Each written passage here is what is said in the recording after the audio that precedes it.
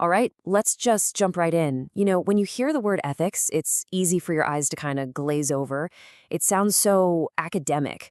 But what if we thought about it in a totally different way? Not as some dry textbook, but more like a practical guide for those really tough gray area decisions that we all have to make. That's what we're going to do today. We're exploring the rule book for life's most challenging games. I mean, you know this feeling, right? That internal tug of war where your gut is screaming one thing, but your obligations, maybe to your job or the law or your team, are pulling you in the complete opposite direction.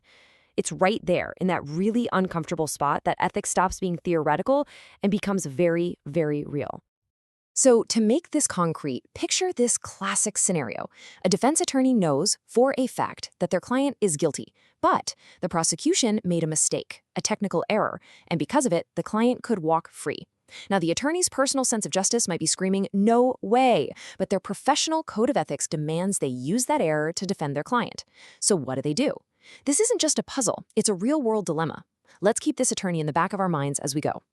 Okay, so to even start to tackle a problem like that, we've got to get our language straight. We tend to use the words morals and ethics like they're the same thing, but there's actually a really important difference between them, and understanding it is the key to everything else. Here's a really simple way to think about it. Morality is personal. It's your internal compass, right? It's that set of values and beliefs you personally use to guide your own life. Ethics, on the other hand, is external. It's the shared rule book. It's the set of principles that a whole social system, like a company, a profession, or a society, agrees to live by. I really love this quote because it makes it so clear. Think about it. Your morals are your own personal tools that you carry around with you. Ethics, that's the instruction manual that everyone in the group has agreed to follow, making sure you're all building the same thing from the same set of plans. And just to put a formal definition on it, ethics isn't just a list of do's and don'ts. It's the study of those moral standards. It's the whole process of asking why these are the rules in the first place, and whether they're the right ones. That's why it has another name, moral philosophy. Okay, so if ethics is the rulebook, what are the main ways to think about writing those rules? Well, for centuries, philosophers have been hashing this out, and they've basically landed on two major and often clashing approaches. It really all comes down to one question. Are you focused on the destination, or are you focused on the journey? The first approach is all about the destination, the goal. These are called teleological theories. They say that the ends can justify the means. The most ethical choice is whatever produces the best overall result. The second approach, it's all about the journey, our duty. These are the deontological theories, and they say, forget the outcome. Some actions are just right or wrong, full stop, and our job is to follow the moral rules no matter what happens. Let's start with the most famous outcome-based theory, utilitarianism. The main idea here is actually pretty simple and powerful. The best, most moral action is the one that creates the greatest amount of good for the greatest number of people. It's basically a moral calculator, focused on maximizing happiness and minimizing pain for everyone. And this isn't just some vague feeling. It's an actual method. You can literally follow these steps. You lay out all your options, you figure out everybody who's going to be affected, and then you do this kind of happiness math to see which choice adds up to the best result for the group. It tries to turn a messy moral problem into a systematic analysis. But what if maximizing happiness means doing something that just feels fundamentally wrong? Well, this is where deontology steps in. The great philosopher Immanuel Kant argued that our moral duties aren't based on fuzzy outcomes. They're based on pure reason. He said some rules are categorically imperative. It's just a fancy way of saying they are universal, they're absolute, and you have to follow them. No ifs, ands, or buts, no matter the consequences. So how do you figure out what these ironclad rules are? Well, Kant gave us a test for it.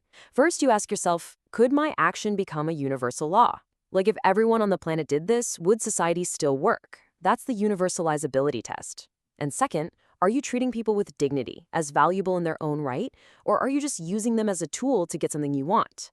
That's the human dignity test. If your action failed either one of those, Kant says it is morally off the table. Phew, okay, so we've got our two big ideas. One that's all about results, and one that's all about rules. Now let's stop being so abstract and go back to our attorney to see how these theories actually play out in the real world. So let's think about it. We've got our attorney who knows the client is guilty but can get them off on a technicality. How would a utilitarian see this? And what would a Kantian do? Well, the utilitarian would immediately pull out their moral calculator. They'd start weighing the harm of a guilty person going free, the danger to society, the loss of public trust, against the good of following the legal process. They might very well decide that letting this one person go free causes way more overall harm. The Kantian Mo would look at it totally differently.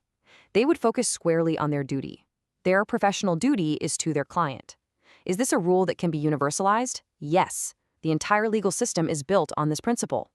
Therefore, the duty must be followed regardless of how they feel about it. Now notice how that word keeps coming up, profession. That's so important here. The attorney's problem isn't just a personal moral choice, it's a professional, ethical one. And that brings up a really good question. What is it that turns a regular job into a profession with its own special set of rules? It's about way more than just getting a paycheck. A profession gives some kind of critical service to the public, like healthcare or legal justice. Its members all agree to work toward a shared moral ideal. Like doctors dedicating themselves to healing. And this is the big one. They set their own special standards, a higher bar for behavior that goes way beyond what the law requires from everybody else. It's like a promise they make to the public saying, you can trust us. And this whole set of special standards, this higher bar, that's what we formally call a code of ethics. It is the official rule book for that profession's game. And what's really important to get is that a code of ethics isn't just there to punish people. It's actually there for protection. It protects professionals from outside pressure to maybe bend the rules or cut corners. It's a pact, a mutual agreement that says, hey, we're all going to play by these rules, so nobody can be forced to cheat just to stay competitive. It levels the playing field, but at a much higher standard. This right here is what makes professional ethics so incredibly complex. A professional isn't just serving one person. They are stuck right in the middle of this web of obligations. They have a duty to their client, sure, but also to their employer, to their colleagues, to the integrity of the profession itself, and at the end of the day, to society as a whole. The real trick is trying to balance all of these duties when they're often pulling in completely different directions. So, after all of that, what's the bottom line? We've gone through a lot, from our personal compass to professional rulebooks. Let's try and boil it all down into a practical toolkit that you can actually use. At the heart of it, you now have two really powerful tools for thinking through these problems. When you're facing a tough call, you can pull out the happiness calculator and ask, which choice is going to produce the best overall result for everyone involved? Or you can reach for the universal rulebook and ask, what is my fundamental duty here, and is the rule I'm about to follow something I'd want everyone else in the world to follow too? Now, neither tool is perfect. As we saw with our lawyer, sometimes they point to completely different answers. The real skill is knowing which framework to apply and when. So the question I'm going to leave you with is this. The next time you find yourself stuck in that gray area, torn between what your gut says and what the rules demand, which tool will you reach for first? The calculator or the rulebook?